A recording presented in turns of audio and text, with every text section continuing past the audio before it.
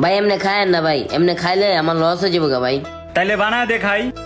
এই বেড়া বাইরে জালমুড়ি দে আমারে ফুচকা দে, ভালো করে বানাইস, না বানাইলে কিন্তু খবর আছে।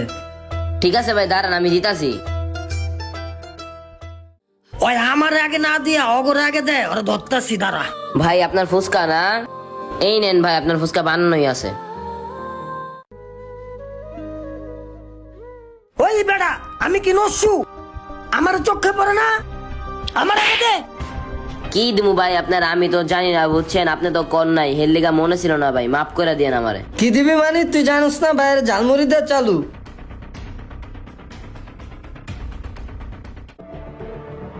ওই চল যাই, আয় তোর আয়। ভাই ভাই ওই ভাই শুনেন ভাই, একটু এদিকে আইন ভাই। ওই আবার পিছন দিয়া ডাকে আমারে। ভাই আমার ফুচকা জালমুড়ি টেকাটা দেন ভাই। এই বেড়া টেকা চাস মানে তুই বাইরে চিনস না, বাইরে কাটাই তুই জানিস না, তুই বাইরের কাছে আবার টেকা চাস। খাবার দুইটা খাইছত, পেট বলে নাই নাকি আমাদের একটা দিতে হইব? তুই যে এনে বহস টাকা টুকা দেশ কাউ রে? দেই না তো ভাই। আজকের লেগা সাইরা দিলাম, কালকে তো ওরা এলে প্রতিদিন 100 টাকা করে দিয়া দিবি। ওই অত্তায়া টাকাটা লয়ে যাবি, অত্তে 100 টাকা। টেকা দিতে হইব ভাই এনে বইলে। টাকা তো তোর দিতে হইব, আর খুম্মাটা চিন্না রাখ। ওই আয় আয় বেটা। চলেন ভাই আনতে।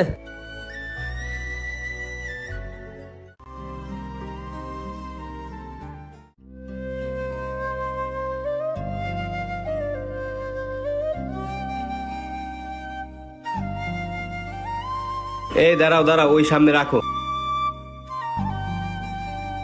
তোমার একটা কথা জিজ্ঞাসা করতাম আমি।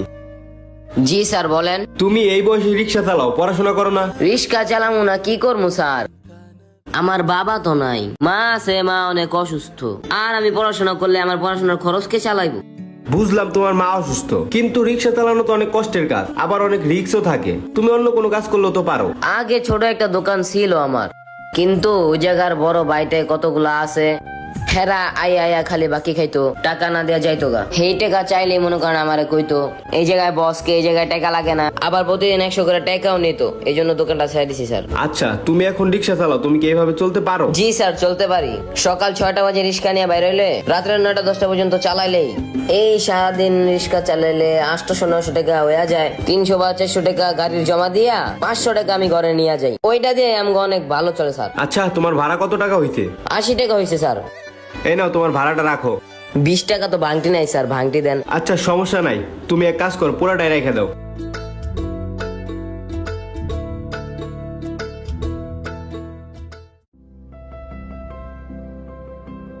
এ ভাই এদিকে আয়। এই সামনে যাবো চল। উড়েন মামা। দাঁড়া আমি আগে উঠে লই। উড়েন সমস্যা নাই।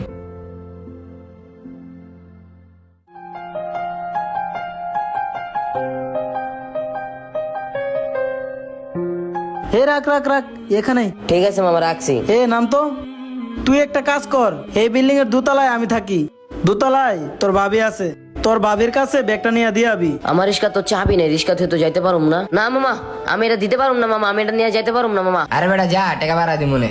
না মামা রাইখে যেতে পারুম না। না মামা রিস্কাটা তো যাইতেই পারুম না মামা, আপনি দিয়ে হেন মামা। আরে বেটা আমরা আছি তো, তুই এত ভয় পাইতেছিস কে? তোর কয় টাকা রিক্সা এটা? যা তুই বাসায় নিয়ে দিয়ে আয়, আর নিচে নাম, তোর টাকা বাড়াই দিব না, তুই যা। মামা রিস্কাটা তাহলে একটু দেখি, এটা আমার রিস্কা না, এটা ভাড়ার রিক্সা। আচ্ছা যা দেখ মনে রিক্সা।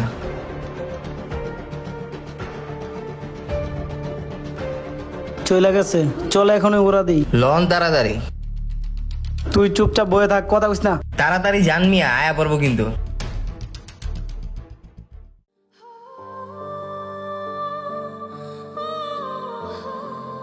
দুই তলায় তো কেউই নেই মামা। কি হলো, আমার রিস্কা কই গেল গা? রিস্কাটা কে নিয়ে গেল গা? আল্লাহ, আমি আমার মালিক এখন কি বোঝাম, আমি আমার মালিককে কেমনে ওষুধ নিবো এখন? আমরা এমন পরিস্থিতি অনেক সময় দেখতে পাই, মানুষের শেষ সম্বলটা দিয়েও যখন ভালো কিছু করার চেষ্টা করে, আমাদের মতো কিছু মানুষের জন্যই তারা ব্যর্থ হয়। আসুন আমরা এরকম কাজ থেকে বিরত থাকি।